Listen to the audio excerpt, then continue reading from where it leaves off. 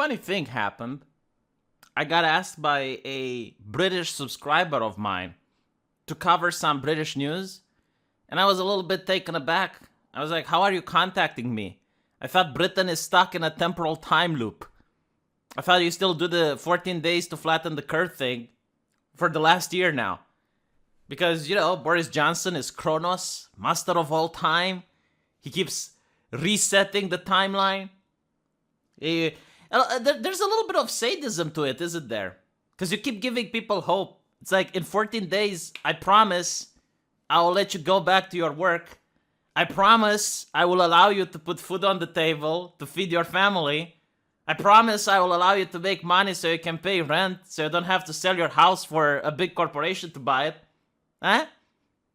But when the 14 days are up, it's like, reset. It's the small reset, isn't it?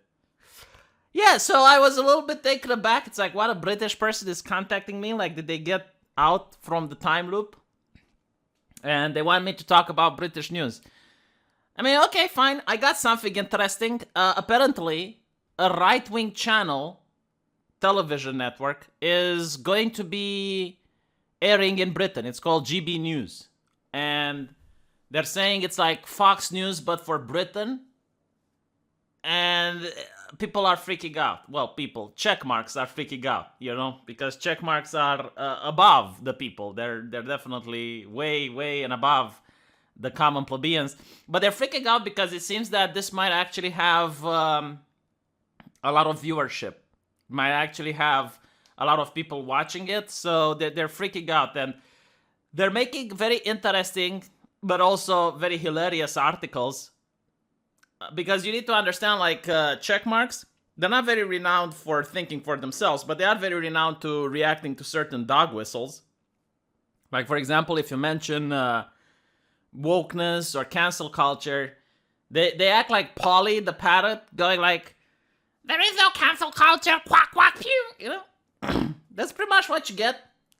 But, it's getting to the point where it's so self-evident that I guess it's due to the gas prices rising at phenomenal levels that they can't afford to buy gas for their gas lighting anymore.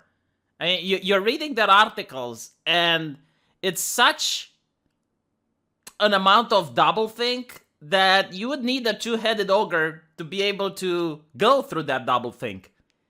I mean, look at this, right? So you get this article saying that Great Britain News is opposing woke media tyranny that does not exist. So Iron Bottle is like a Jedi here. He's looking at you plainly in the eyes with his two droids next to him, and he's waving the hand. He's like, there are no cancel droids. There is nothing to see here. I'm curious, who reads this? Who reads this and genuinely goes like, yeah, you know what, like, he's got a point.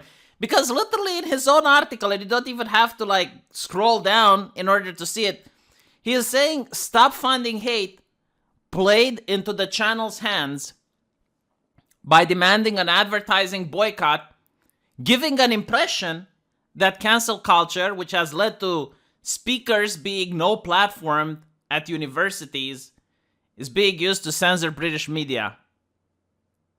Okay, so he is admitting, like, he is saying that there is a cancel culture at universities, even though blue check marks a couple of months ago were saying there isn't.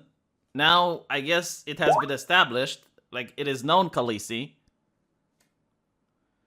But, furthermore, he is also saying that there is now a conspiracy between Great Britain News and Stop Funding Hate.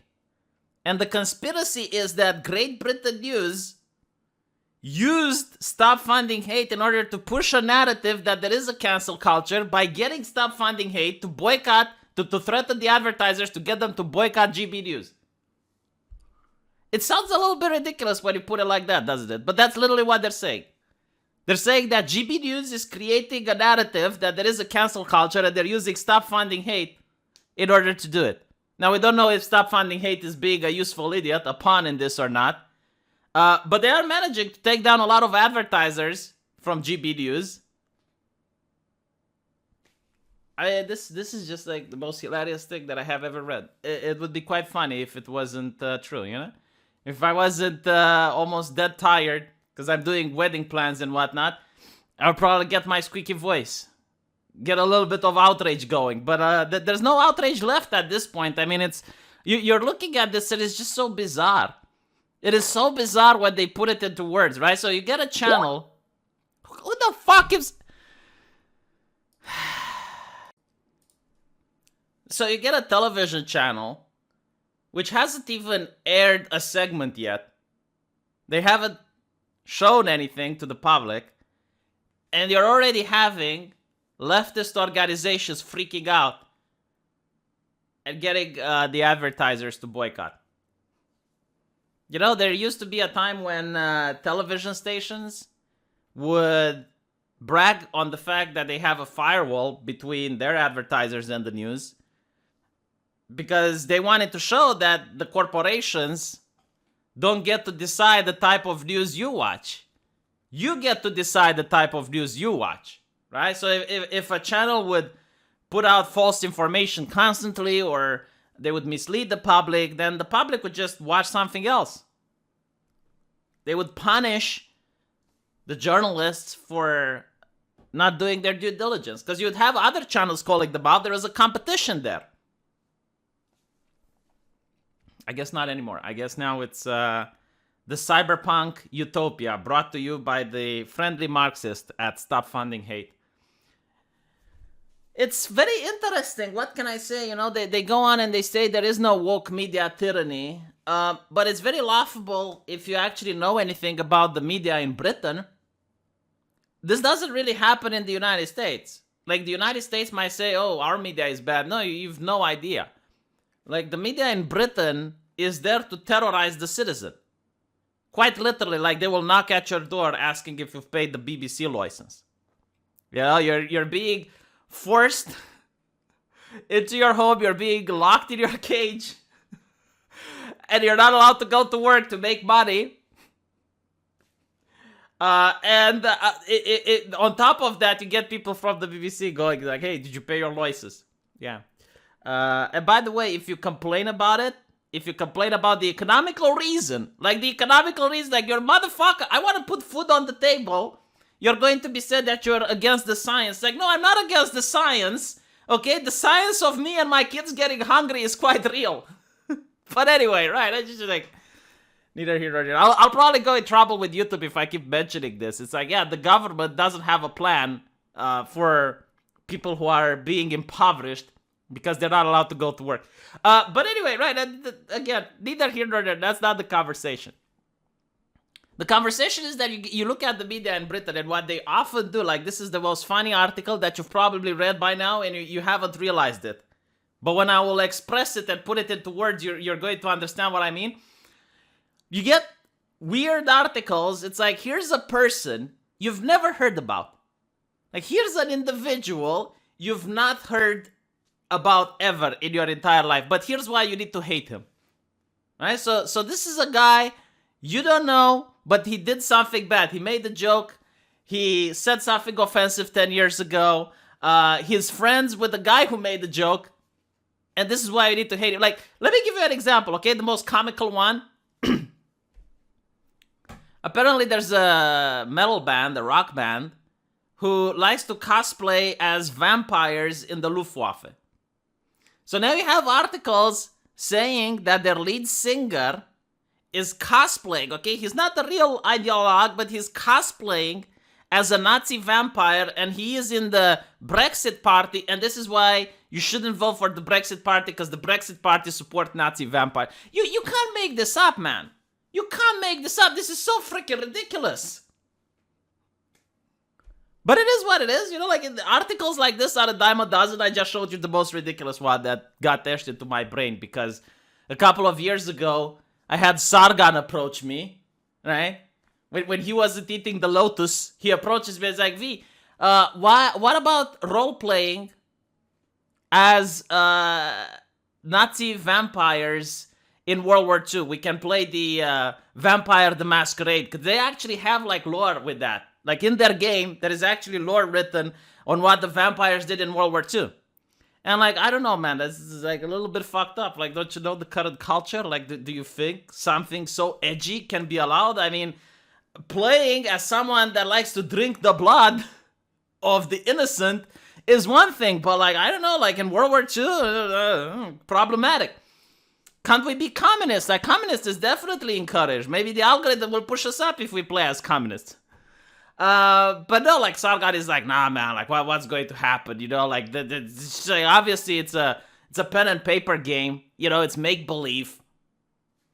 Yeah, it's like, what? Do you expect the Puritans to be upset if you roleplay as Harry Potter and you're casting spells? I mean, don't you think they might say that's satanic and shit?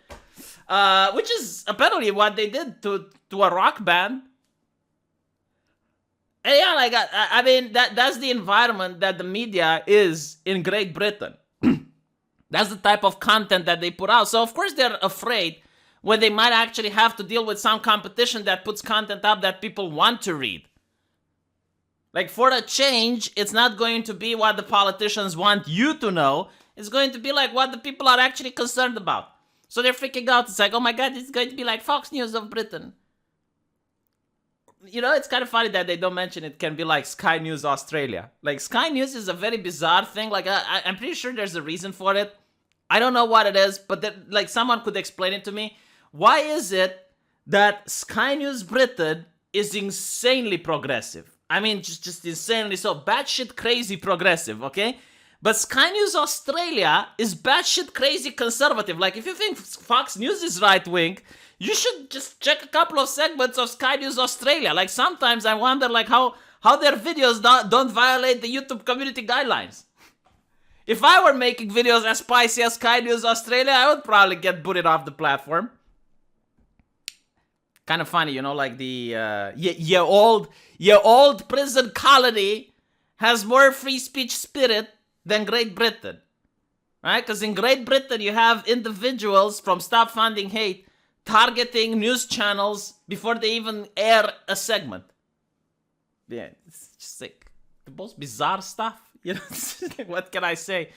I love the fact that, you know, that the defenders of democracy and liberal values don't seem to have a problem with Marxism. Like, what, do they think Marxism means democracy? Do they think Marxism means liberty? But why are all these organizations just so I'm not saying that they shouldn't be trialing the Nazis, that they shouldn't go after the Nazis, right? Because here in Eastern Europe we ban Nazi ideology. It's banned by law, but so is communism. Kind of funny that, yeah, you can be a Marxist and it's fine. I mean, Labour is filled with them, right? Like, Britain actually has a communist party, which always supports the candidate from Labour. That's no problem, right? Like, that's not... In fact, like, even if you're a Nazi, it really depends on the circumstance.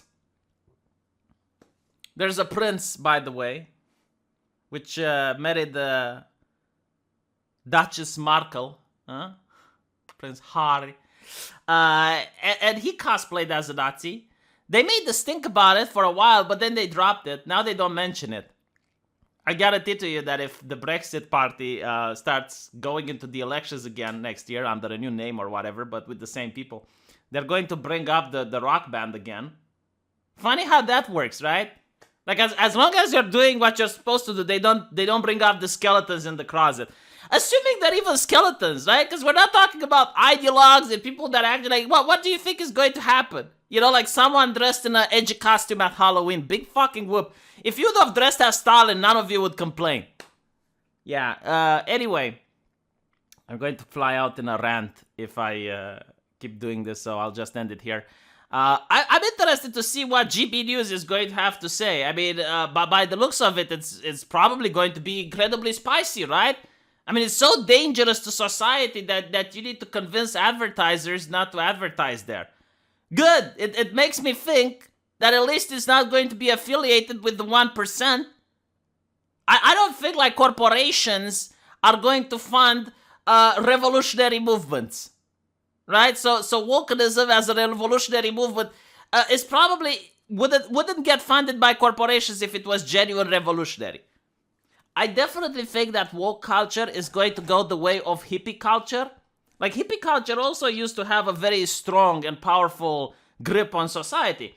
But what made it go away and made it become cringe is that corporations started marketing it. So it's pretty much what's happening with wokeism. Like every company is starting to market wokeism, which is an ideology that's allegedly, talking about the marginalized and blah, blah, blah. Like when you're in a company, you're being told the wiggle room you're allowed to dissent if you work for that company. And then all the woke ideology gets marketed to the plebs. But they don't really believe it. They don't actually do it, right? Look at Disney. What does Disney do? It's like, oh, they care about the LGBT people, right? But then they do business with China, which bans LGBT characters from being shown in movies in China. So if you want to sell your Disney product in China, you need to make sure you don't have any LGBT people. And Disney complies, right? Like that's how companies market wokeism. What wokeism are you talking about? What exactly are you saying? What stances do you think these companies have? There isn't any. But we have to pretend that, oh yeah, it's so progressive, society is so progressive when you live still the capitalist corporate nightmare. But anyway, right, it's just a power grab that companies get now.